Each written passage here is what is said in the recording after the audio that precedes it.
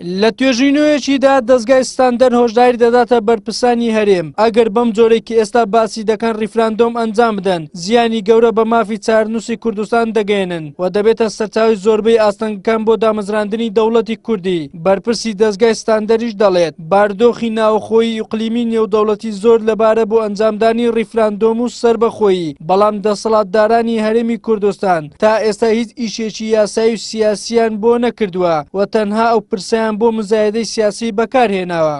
هەستمان کرد لە کوردستان ینی لە مستوای زۆر بەرز باز لە ڕێفراندۆم بە پێی قانونی دووەلی زۆر بەهەڵەیی دەکرێت و هەستمان کرد زێڕ و زیانێکی زۆر گەورەی دەبی بە میلەتەکەمان و بەو دەرفەتە زێڕینانەی کە هەیە پێویستمان جارێکتر پرۆژەیەک بکەین و تێکرای سەرکردایەتی کورد لێ ئاگدار بکەینەوە کە ئەو ڕێفراندۆمی کە بەو شێوازەی دەڕوا ئەوە نییە، بەو شێوازەی نییە. ئێمە پرسمان بە خەبیری گەورەی دووەلی کرد بە متحیدە کرد کە ڕێفراندۆم مەرج نییە هەر لە خۆڕابیکەی دەوڵەتی کوردستان شەرت نییە لە کوردستان ڕێفراندۆمی بێ. ئەو کاتە پێویستی پێدەبی کە ساحیبی سیادە واتە دەوڵەتە داگیرکەرەکە ڕێککەوی لەگە سەرکردایەتی کورد ئەو کاتی پێویستە بی.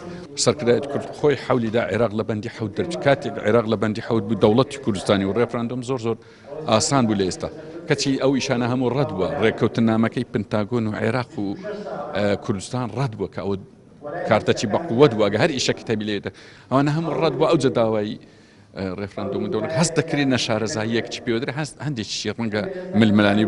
لە ئێستادا دەسەڵاتدارانی هەرێم دەیانەوێت ئەنجامدانی ریفراندۆم بەبێ کاراکردنەوەی پەرلەمان ئەنجام بدەن. یاساناسێکیش دەڵێت ئەگەر ریفراندۆم بەبێ کاراکردنەوەی پەرلەمان ئەنجام بدرێت شکست خواردوو دەبێت و هیچ گرنگیەکی نێودەوڵەتیشی نابێت. پرسی ئەوەی ئەنجامدانی پرۆسەکە وەکو چۆن هەندێک توێژینەوەی ورد لەسەر ئەم پرسە ئاماژەیان پێ کردووە ئەگەر ئەنجام بدرێت لە دەرەوەی چوارچێوەی یاساییە یعنی باخێکی نێودەوڵەتی نابێت زیاترە بێ بە دۆکۆمنتێکی ناوخۆیی ئەو کاتە پرسە سەرکەوتووە بێ زیاتر بە یاسا ڕێک بخرێ. ئەم یاسا مەرجێ لە کوردستانیش بە تەنیا دەربچێت بەڵکو پێویستمان بۆیە پەرلەمانی بەغدا یاسایەک دەربکە و ئاماژە لە ناو دەستوری عێراق بدرێ ئەمجا لە ناو پەرلەمانەکانی دیکە ئاماژەی پێ بدرێت. ماوەیەکە پارتی دیموکراتی کوردستان بە هاوبەشی لەگەڵ یەکێتی نیشتیمانی کوردستان بەبێ خۆشکردنی زەمینە و ڕێخستنەوەی نێوماڵی کورد و چارسەرکردنی قەیرانە سیاسی و یاسایی و ئابوووریەکانی هەرێم و بەبێ بەدەستهێنانی پاڵپشتی نێودەوڵەتی دەستیان کردووە بە کۆبنەوە لەگەڵ لایەنە سیاسیەکان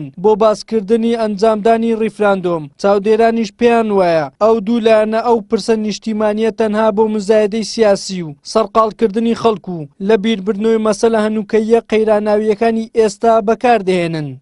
وەلی سەلیم کەناڵی ئاسمانی پێ هەولێر.